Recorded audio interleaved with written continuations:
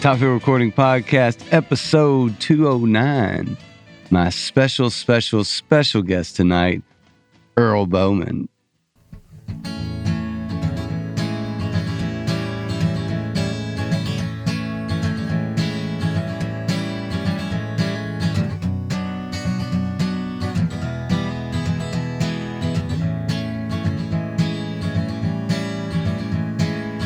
I spend my life running in circles. I'm chasing a high I knew I'd never find. That's right, looking for a way to just get by.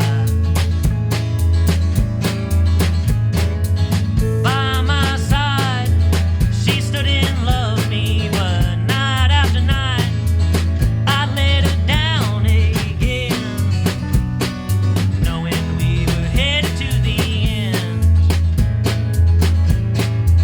And I said, now I know that I did wrong. I cried, yeah, still told me so long. She packed up her stuff, she left me there in the dust. Yeah, she's gone.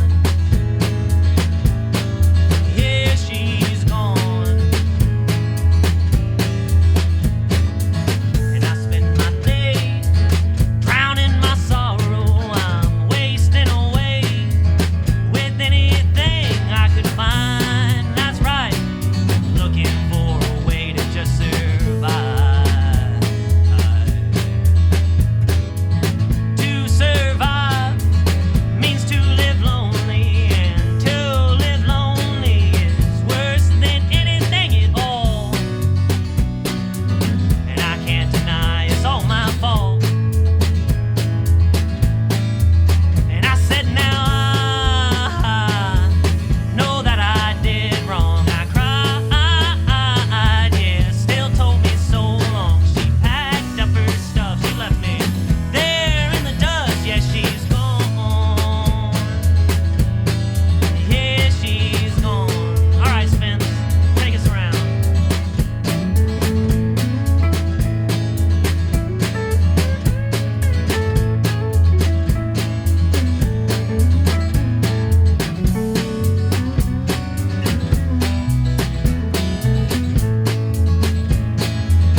Alright, and I said,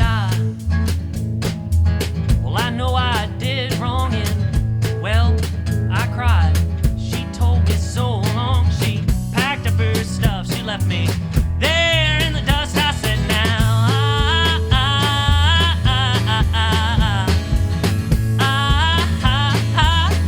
well, I know she's gone. Yeah, she is.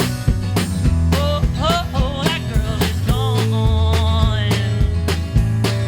Yeah, she's gone. Yeah, she's gone. Well, she's gone.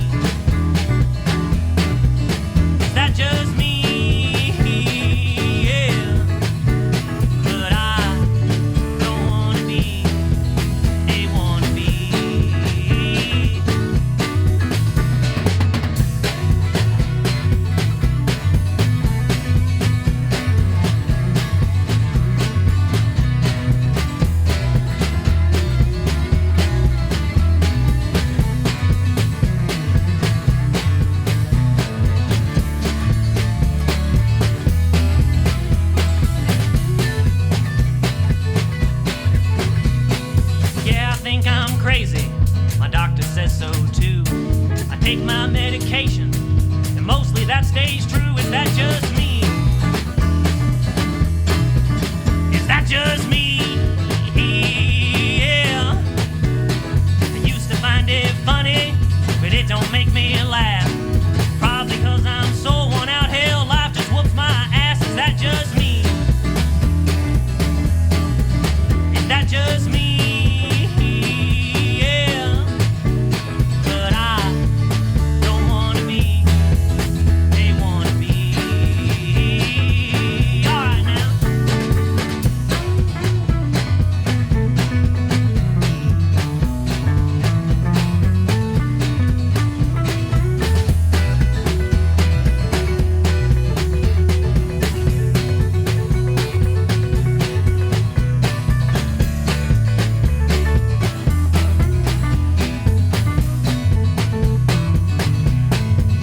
I said I don't wanna be, they wanna be.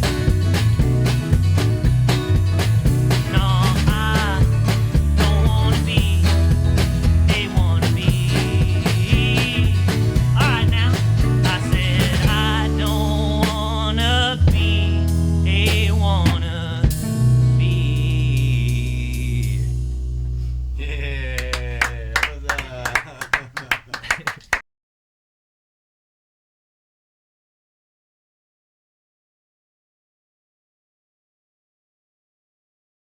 One, two, three, four.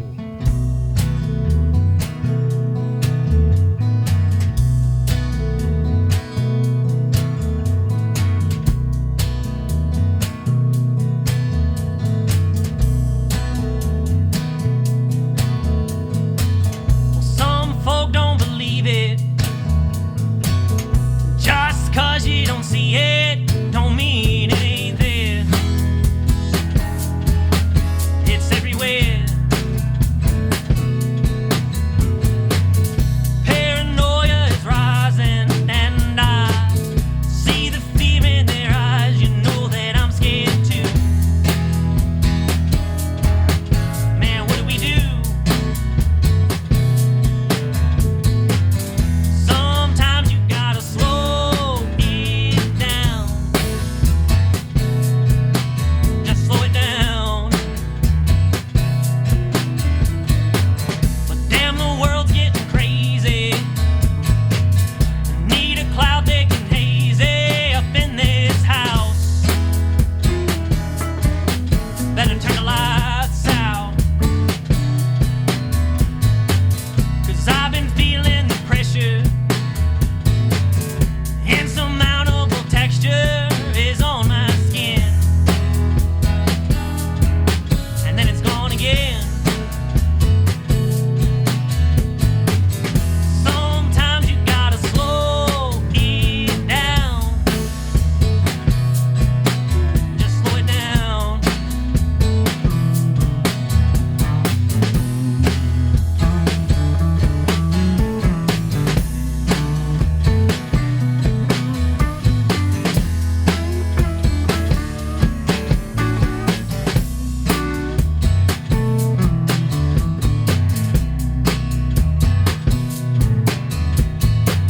But now my thoughts getting faster. Racing around like it's NASCAR up in my head. Maybe I'm better all dead. Sometimes you gotta slow it. Sometimes you gotta slow it. Yeah. Sometimes you gotta slow it down. Just slow it down. You gotta learn to slow it down. Alright, slow it down.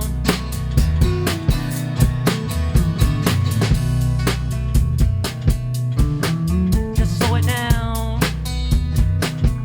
Gotta learn to slow it down. Just slow it down. Last time.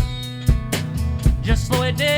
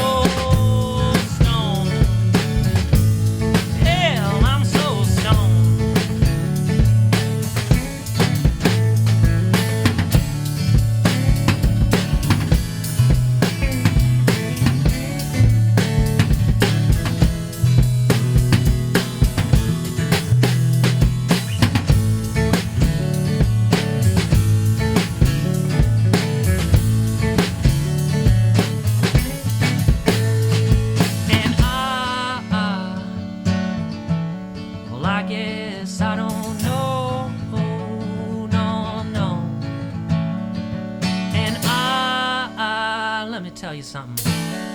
I'm so stoned. Yeah, I'm so stoned. Oh, hell, I'm so stoned.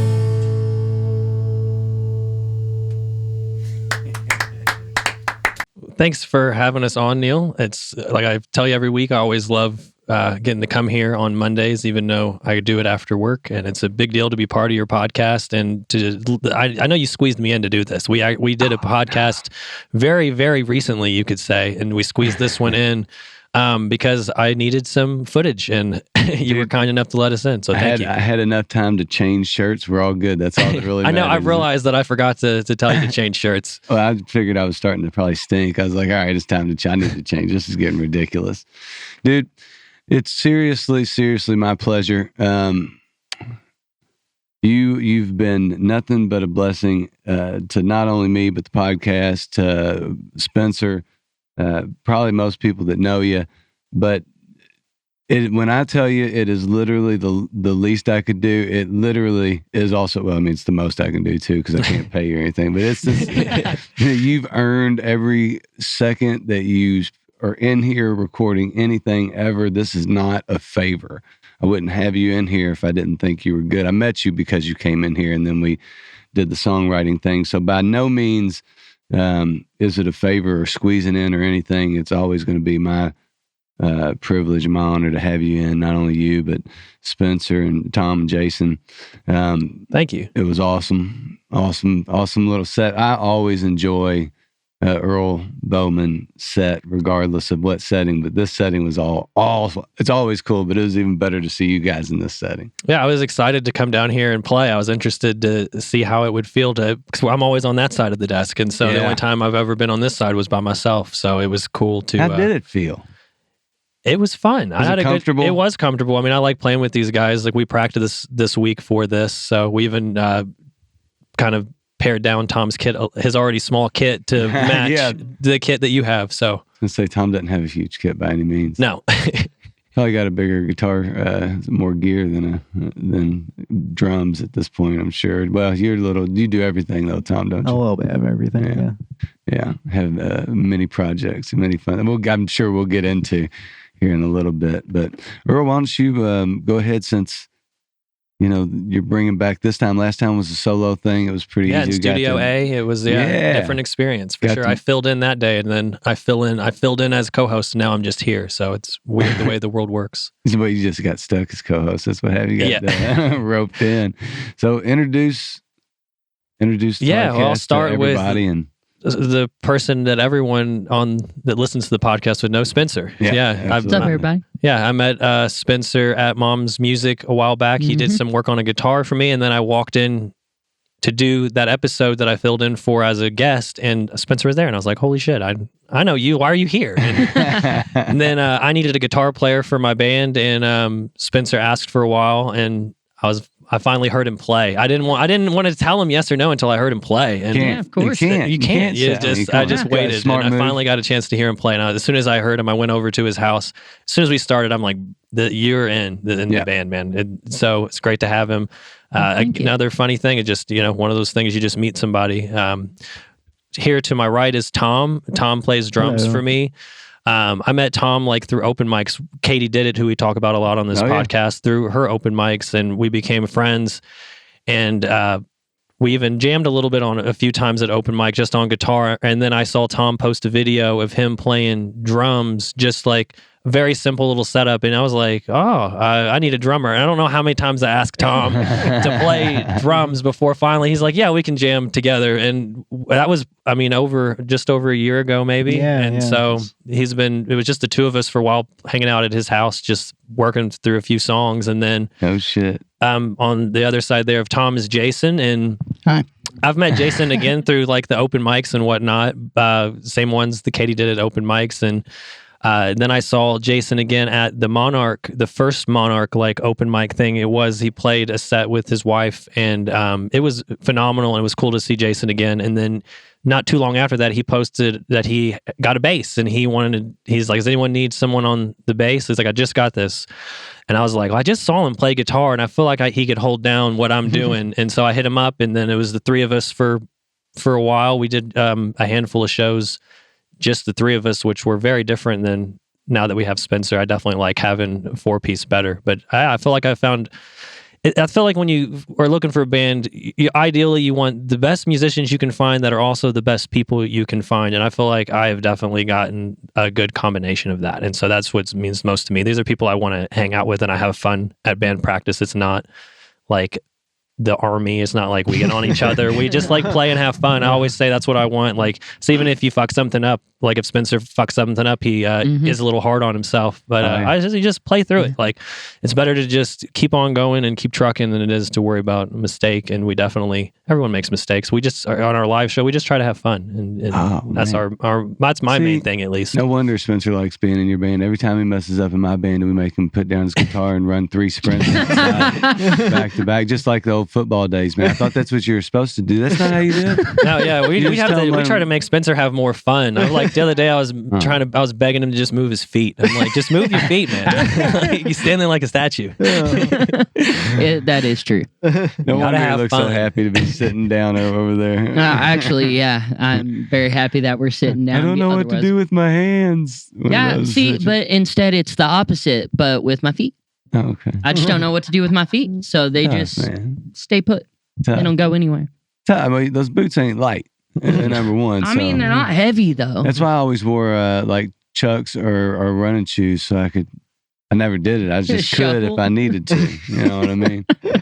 Anyway, so you've been spending a little bit of time other than in this studio and the other studio in actual real deal recording studios, La La Land. You've been down at the Mountain Arts Center in Prestonsburg as well. Tell you what, between the Mountain Arts Center and Star Wars, we have a real through line between the last 2 podcasts. You know, yeah, we talked about that a lot. So tell us about the experience down there recording. Oh, it was great. I mean, I've mentioned it a couple times as host how it's just a great experience to go and meet new producers. I love working with Ann here at La La Land. She's great. But after I worked with Ann once, I kind of just wanted to venture out and just see what other producers were like and just get to know them. And my original idea was I was going to go and do 4 songs, like an EP at 4 different studios just to meet some producers. But at that point, when I was planning all this, I didn't have like a full live band or anything. And I was like, I'm going to hire people to come play. And the cost was going to be just crazy to go to 4 studios to do 4 songs. Like, it was a cool idea, and if I had unlimited money, I think it would have been it would have been cool to do like a project with 4 like totally kind of different sounds from 4 studios. I thought would be cool, but that wasn't happening. And so I ended up picking the first person I wanted to work with, and I was going to do 2 songs with this guy Brennan Meek in Prestonsburg, and I was going to do 2 songs with Ann at home with the live band, these guys. And I went out and met Brennan, and I had such a great experience with him. Like, instantly I'm like, this is a dude I enjoy working with. He was just very easygoing. He played drums for me at sweet. He gave me like an unbeatable deal to play drums for me on that. And we were going to do 2 songs when I went down there, like I said, and we ended up doing 3 because we had tons of time, and we got them like all the way pretty much knocked out. And he's like, if you ever have more tunes, like come back, like working with you. And I was like, I do have some more tunes. Like, why don't we just do an album? And so we're working on an 8-song album. I ended up doing 7 songs with Brendan and a hired band. And then I ended up just doing 1 song with Ann here with these guys. And I felt it was one of the tunes we did tonight, a song called So Stoned. And I felt like, it came out great. It was cool working with them. I get to play with them all the time, and so it was cool to get in the studio and experience that as a band. But it was really cool to hire some people. I got to work with some people over the last couple years of doing music that I really wanted to work with. Oliver Sayani, who I know has been on here, plays on some tunes. Cody Lee Meese, who's considered by most the best guitar player around, plays on a lot of the tracks too. He's ridiculous. Have Logan Henry on the pedal steel and whatnot. Logan sat in a couple times on some shows with us too. It was cool. I worked with some great people. Emily Jamerson, who was just on, mentioned Magnolia Boulevard a few times. Their old bass player Chris Justice plays on a few songs too. It was a great group of people. It was cool to do that and just like see studio musicians in the studio is like it's kind of a crazy thing to like just see them work. It's they're professional musician in the studio is something very different than like a live thing. It's so cool. When you went down with the song. And you hadn't secured studio musicians yet, and he starts putting this together for you. Do they build the song around? I mean, are you there going, here's what I'm hearing, here's what I want, here's what I'm thinking? So here, basically, I hit him up through Instagram. Actually, I think I messaged him, and he said, yeah, let's do some songs. And then, like I said, we ended up going down there, and I had people in mind. So I already knew the guitar players I wanted and the pedal steel player I wanted. And I sent him some simple demos and kind of told him the instrumentation I wanted, and he found the bass player for us. And then, like I said, he plays drums. But the other people we hired out were people that I had already talked to and planned. In the same way with like backing singers that Tyler Lance Walker Gills will go into the studio with me in a couple weeks to do some backing vocals, and Gina from Sweet G and the Shine singing on some stuff. And I think Scott D. Smith might sing on a couple tunes too. So that's what's been cool about this project compared to my EP. Because when I went and worked with Ann the first time, I'd mentioned to Ann how much I love Tyler Lance's record. And so she just hired his band. And so my EP is his live band, and it is super cool. And it was great working with those guys. I think Tyler's band's one of the most electric bands in the whole city. But this time there was people that I've met over the last couple years of just going out and networking and meeting people and going to shows that I wanted to work with. And so it was cool to reach out to them and them say yes. Like, I'm a big fan of Cody Lee Meese. And so to have him come play on my record was really just a little surreal, because I met him at a festival. I've talked about it on here before, and this performance he put on at this festival like blew me away. And then we kind of become buddies, and that's what's cool about doing music at any level. You're never, the chances of you being like really famous is like almost nothing. But the chances of you doing cool shit is like 100% if you go and just meet people and talk to people. And a goal of mine, way before I ever decided to do music, I just wanted to sing a song on a stage with a band one time in my life, like just to cover anything. And now I have a band of, like I said, great people and really good musicians that I get to hang out with, and we get to work on these songs together and make it something different than what the studio stuff is like. That's what's fun too. Is like, I am pretty easygoing, and when we first got together, I said I had recorded stuff, but I said, you don't have to play it like it's on the record. I'm like, just play it how we play it, and that's what we'll do. And I think that's cool, because our live show is, I think, a lot of fun. Yeah, I've seen it. It totally is. It's a good time. So I guess will be a, you guys all on the couch at least met at an open mic, which means you're there doing original stuff. You're writers. You do some. When you mentioned working with a bunch of producers. When you are trying to write something, what are you looking for? Like, what is? Because this is also like a question to myself that I don't have an answer to. So it's a real question. What are you looking for when, in an idea, if you have a finished product, you want to record it and you yourself don't want to record it? What is it that you're looking for from a producer? I mean, I'm looking for someone just to like bring what I think is a small idea to life. I feel like when you work with someone like Ann or Brennan, they're like helping like pick tones of guitars. They're in some cases like helping build the bands that like Ann had like specific ideas when I first sent her some demos that she's like, oh, I kind of know this is what it reminds me of or whatnot. I feel like I could produce some stuff and like it'd be okay, but I feel like music is collaborative. That's what's cool about working with people or working with producers, is they come in with other ideas and like stuff that you would never think of, and when you hear it, you go, "Oh shit!" Like that's very dope. Like I don't know. I just enjoy. I feel like it's cool to produce your own stuff. I've mentioned as a host on here, like I really admire people who can go and produce their own stuff. And I've made some demos and stuff where I've played all the instruments.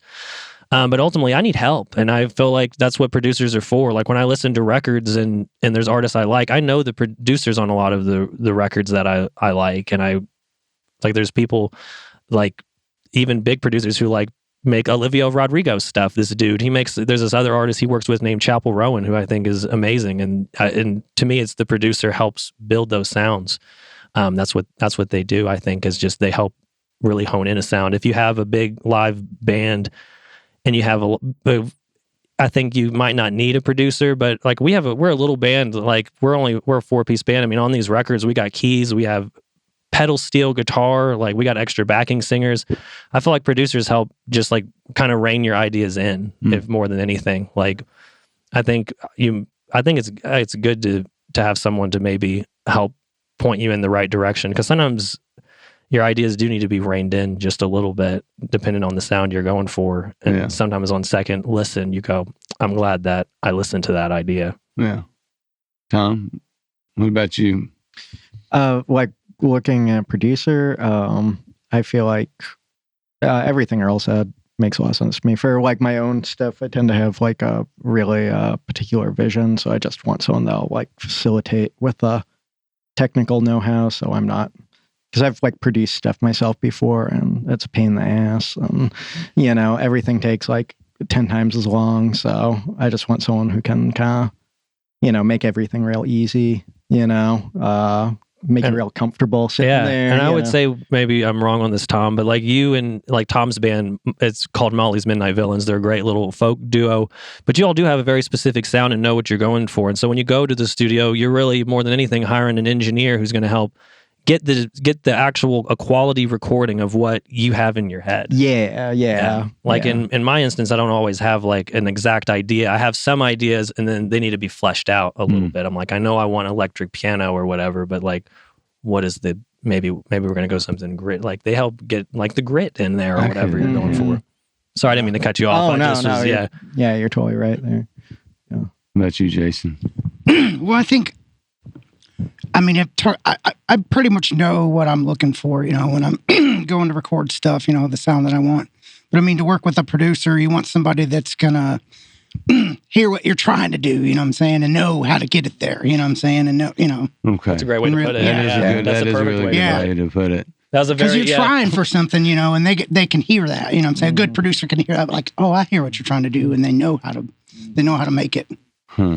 Damn, that's probably the easiest and best sound. I was going to say, Jason summed up what I was trying to say in a very long-winded way with just one sentence. That proves that he was destined to be a bass player. That was such a bass-playing statement. It was so simple and to the point and absolutely easy.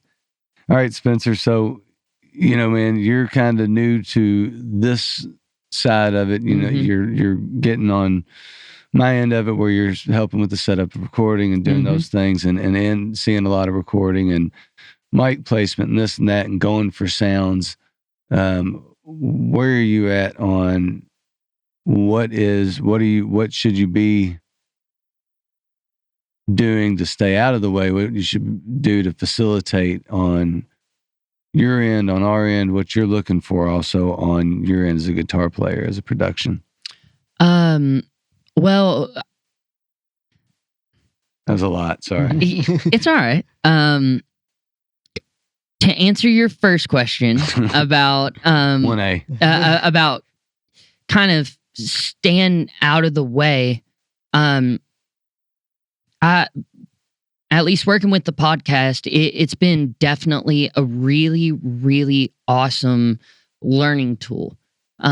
Because one thing that I just really haven't been around a lot of studios or a lot of studio musicians that, like Cody or, stuff like that before this podcast. And so it's really taught me how to really, the easier that you can make it is normally the better way to do it. Yeah. And that even goes with playing. And look at this young wizard. I mean, it does, because that's one of the things that I'm practicing right now is, it's awesome to sit there and shred and to just noodle around. But whenever you listen to songs that have stood the test of time, and living legends like Chris Stapleton and hell, Alicia Keys, like a lot of the stuff that they do, their melody lines and their solos and stuff, all of that it's a very basic, simple melody line, but it works with the song. It works for that song in particular. So really being around all of these musicians and working in this studio, it's really taught me that there is a time and a place to noodle, and there's a time and a place to do the fast run.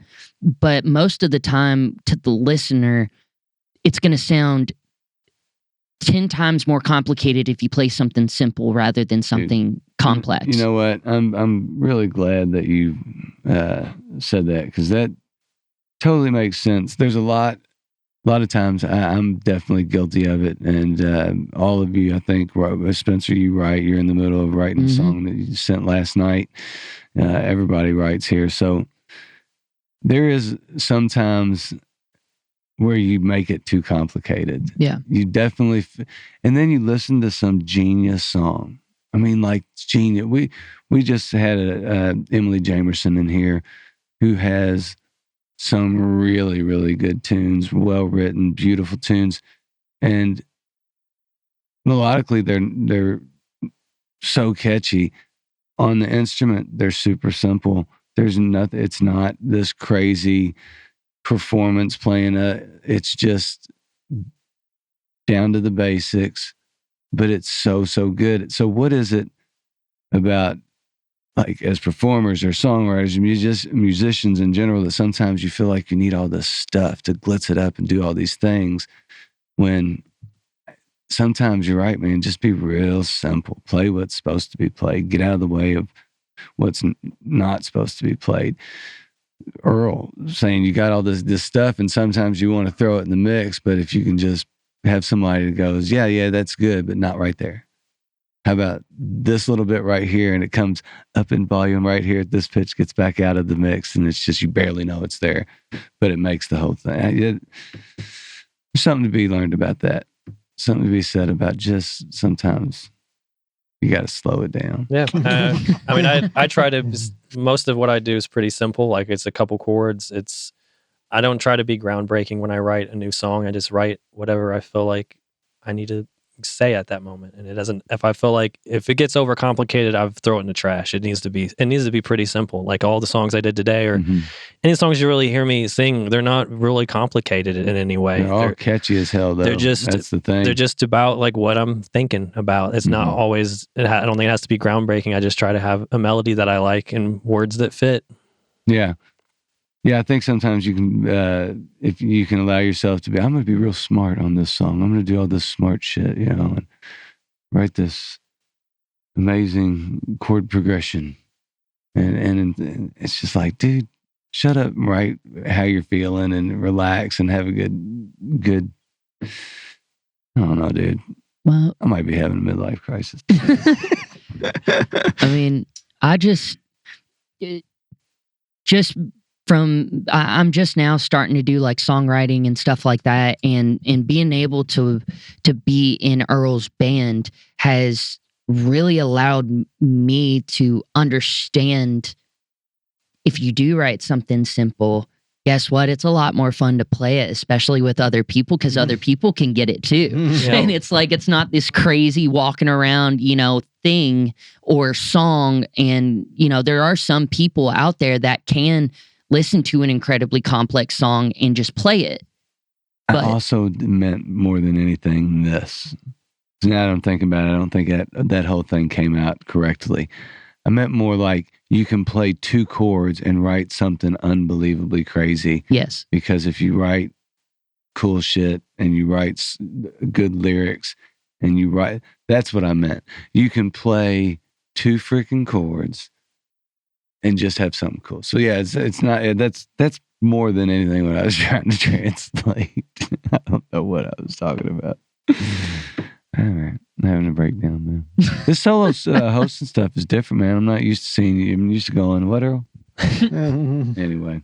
I like being over here. The couch is more comfortable. It looks pretty comfortable. So, what do you guys got coming up right now? I know that aren't you doing some festivals and stuff coming up in this next little bit? Yeah, well, I'm playing Fuzzy Pig Festival. I'm trying to get them to let us do the whole band. I booked it as acoustic thing forever ago, and I'm trying to. They said I could bring a guitar player for sure, but I'm like, is there any way like we can just do a full band thing? They're supposed to get back to me, so we have that. What else? We have a few things coming up. There's a March show with Nick Teal. Yeah, we're playing. Yeah, single release. Yeah, you can tell them about that because you all are playing that too. Yeah, I'm doing double duty on that because I'm doing drums with Earl, and my other band, Molly's Midnight Villains, will also be playing, and it's a single release for Nick Teal, who's a buddy of ours. Teal, man, he's been in. Yeah, he's amazing. Just incredible songwriter and singer. And the sweetest man. Yeah, he's a great dude. Sweetheart. And that's dude. March 15th at the Limerick Lounge? Yeah, Limerick Lounge. Yeah. So, yeah, it's a cool spot. I haven't got to do really many house shows, so that'll be fun. So you're gonna be already past the Monarch gig by the time we will already be past the Monarch gig, but yeah, Spencer and I will be playing as a duo for the Monarch. But we're like, by the time this comes out, like besides that show with Nick Teal, we're playing another Honky Tonk Tuesday with Tyler Lance Walker Gill. Oh, are you? Yeah, March 23rd, I believe it is. So we get to do that again. So we did that before as a trio. So it'll be nice to have. I feel like trio stuff was full. This feels like a full band now to me. The trio stuff was fine. I'm not the best guitar player, so I always felt a little naked up there just strumming. So to have Spencer on, it makes me feel a lot better to just strum along. It gives me freedom to move around and not feel like I'm trapped. Yeah, trios are tough, man. Yeah, trios are tough. Even if you play the lead, it's not the easiest thing. Also, can I just say thank you to all you guys for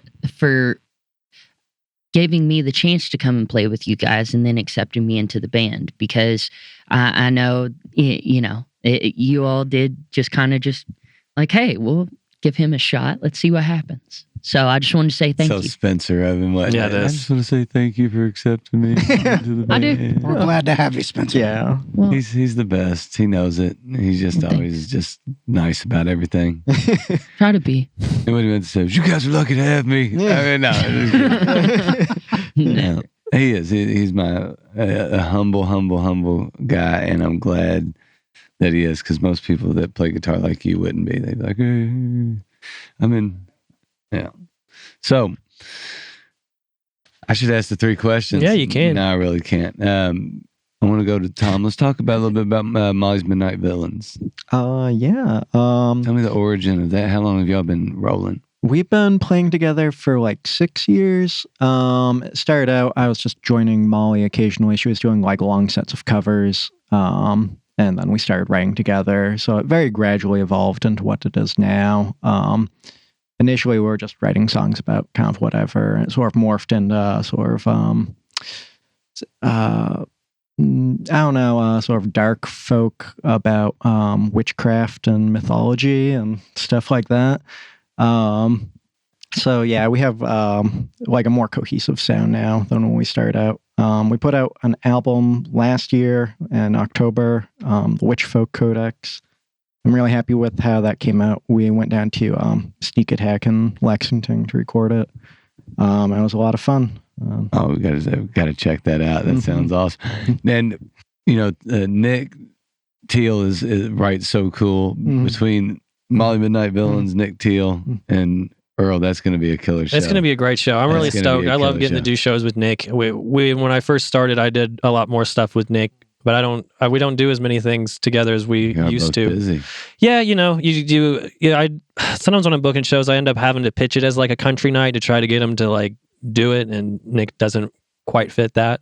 Yeah. I don't know what he fits really. He doesn't quite fit anything. But anytime there's an opportunity to play with Nick, I always jump right on it. I don't think I've ever told him no when he's reached out to me, and I think I might be doing a show with him and Kyle Zorns like in at some point too in Lexington. But yeah, I love Nick. He's a good dude.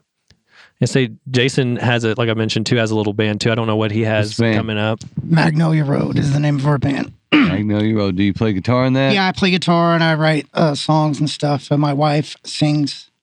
And they have some killer harmonies. Stand-up bass player, yeah. Ooh, stand-up bass player too. Yeah, he plays harmonica too. At the same time? Guitar, at the bass and harmonica at the same time. Yeah. He plays guitar. I'll play the stand-up when we sing his songs. So we're kind of back and forth. Switching around instruments on that. It's been a lot of fun. Man of many talents. We don't have anything booked right now. We just played a show at Watch Hill Proper last Tuesday. Oh, sweet. Right on. Have to keep an eye out for that. Magnolia Road. Magnolia Road. Magnolia R-O-A-D Road. Yeah. Right on, man. Spencer, do you have any other? How many bands you in now? Just 2. Oh, okay. But I am in Johnstone. We're not podcasting, so don't worry about Not yet, but we will eventually. I'll set Hopefully. you guys on that couch and talk to y'all. I ain't doing it, man. I know, but that I'll sit we'll on have this to side. get Brad and we'll get Earl, and then they could ask us the questions. Yikes. No, that's scary. I can't be doing that stuff. Anyway, I guess, before we get out of here, I think we're good, right? How deep are we? We're like 40 minutes? Yeah, I don't know. It feels like we've been sitting here a while. Feels like we've been doing it for a Feels minute. like fucking forever. I'll tell you what. 36 minutes. Oh, yeah, with the songs, we'll be at an hour. Yeah. It's hard to do on your own, man. Yeah. It really is. You're like my little comfort blanket. Little support co-host. Support host. Do I need to come over to that side for the rest of the podcast? Oh, man, we're good. All right, so I will ask. I'm skipping question 1. No, I like question 1. I don't like question 2. I don't like the gig question, but I will ask. Anything outside of music that you do? Jason, let's start with Jason. Paint, draw, do art. Yeah, I don't know. You draw? Yeah. No kidding. So you got visual art too? Yeah. That's where I started, really. Artist first? Yeah. Visual art? What's your favorite? Started writing poetry, then I got into music and stuff. Okay, what's your favorite visual art medium? What do you use the most? I use oil pastels anymore. I like oil paints, but they're so messy, man. So I just use the oil pastels. It's almost kind of like painting, but it's a lot easier to clean up. What type of subject matter? I just whatever, Whatever comes. Yeah. Huh. See, I love visual art, man. Visual art's awesome. All right, Tom, something cool? Anything? Yeah, I do a little bit of writing. Not much these days, but I used to do a lot more. There was a while where I was pursuing it more seriously. I published like a small handful of short stories. No kidding. Yeah, it's a lot of Where can those work. be found? There's one that's on that's like a sword and sorcery magazine, like an online zine. Oh, that's cool. You ought to share that. I'm not even sure I could find it now, but I'll take a look for it. Yeah, you gotta look, man. If you can find it, you gotta. I don't know that stuff's very good or not. Who cares? It got out there. Be cool.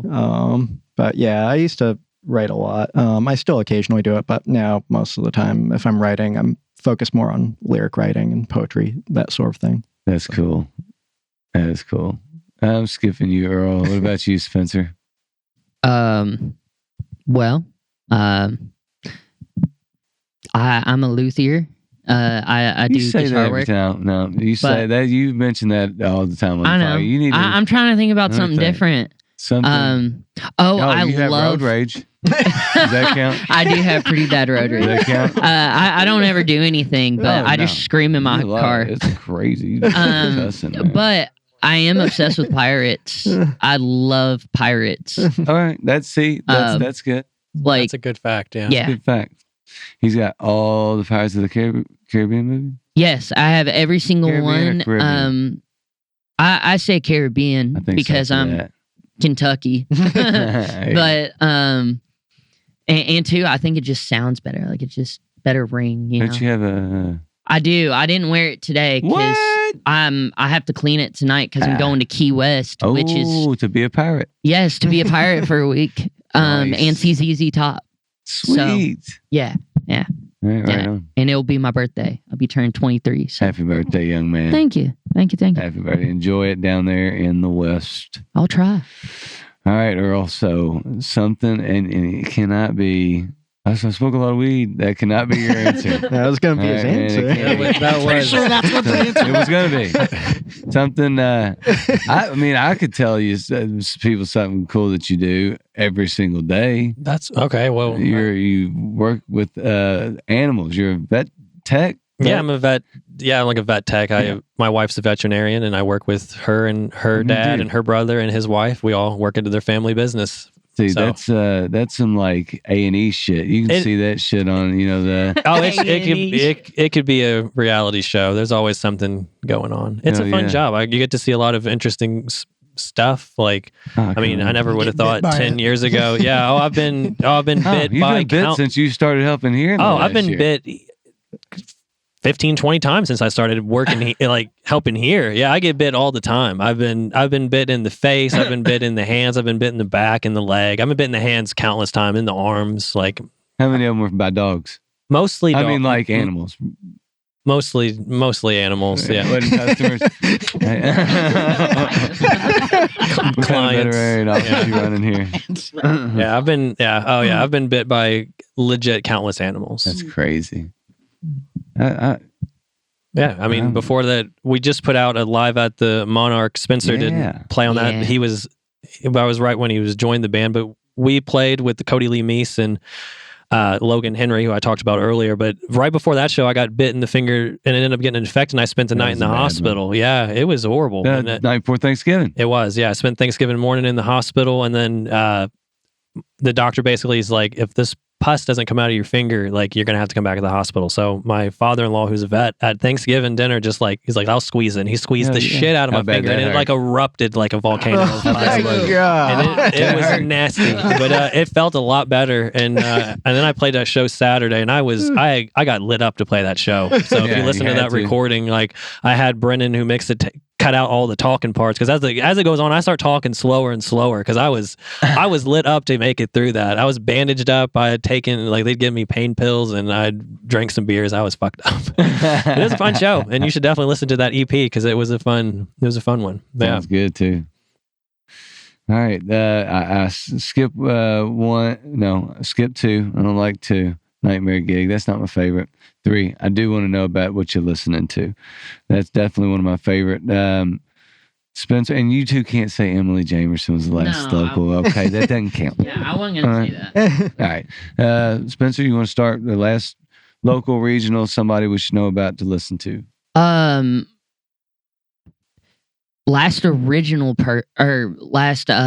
person was actually a rapper named Otez. And I actually went to middle school with him.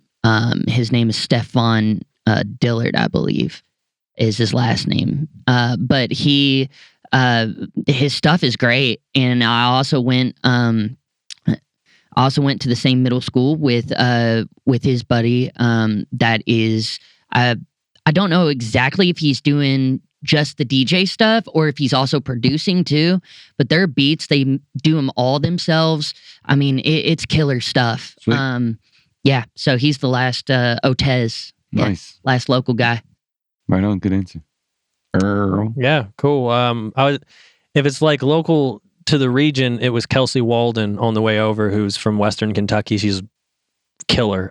But if it's local to here, it would be Blind Feline, Oliver Sayani's band. I guess he technically lives in Tennessee, but because he goes to school. But I've listened to him while I was doing some housework yesterday. So nice. I love that Kentucky Drifter album. I feel like he killed that thing. Like he talking about producing stuff. He produced that, and it sounds great. And so that was the last local artist I listened to. He's a gem, dude. Right, local band, Banshee, I've been listening to a lot. They're sort of like old school metal, like Black Sabbath sounding kind of thing. And like probably the best live band around. Nice. But yeah, they're buds, and I listen to their stuff a lot. So Shannon Vetter. That's a friend of mine, yeah. Oh, yeah. His new stuff, yeah. It's pretty good. I have to check that out. I had everybody here. I listen to his stuff. Everybody, yeah. Mm-hmm. I listen to these guys all the time at work, just sitting there at work. Man who supports his people. I dig it. For sure. I dig it. All right, Earl, for all the listeners, everybody, I guess for everybody, actually, we'll go around the room, tell everybody where that you can be found online, all that stuff, where we can find your music. If you have music out there where we can find you, let's start with you, Jason. That's on Facebook and YouTube and SoundCloud. I guess Spotify and Instagram and stuff are best places to find. Molly's Midnight Villains. Yeah, all the places. Like anywhere you can listen to music, you can find Earl Bowman. You can just search it the same way on Instagram or any of the social medias, even fucking TikTok. I'm on TikTok. I never really post, but I am on there. I'm way too old to have a TikTok, but it's Earl Bowman Music. You can find me on there. If you follow me, I don't post all that often, so I won't bug you. And then with me, I have 2 Instagrams, or really 3. I don't want to hear about your burner account, man.